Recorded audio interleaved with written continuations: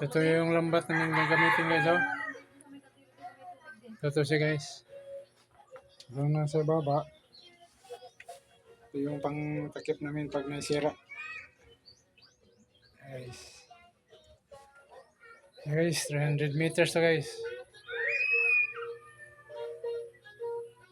Ang dagdag namin sa aming lambat. Malaking mata guys, oh. Mata guys, oh. Ang lalaki. Trace ang mata guys, oh. Malakihan talaga ang isda ang kuha guys. Yan, oh.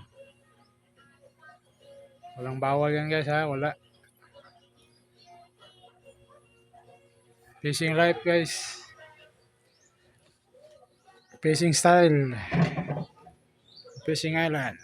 God bless. Alright. Upo-upo muna tayo guys kaya walang laot. Masama pang panahon.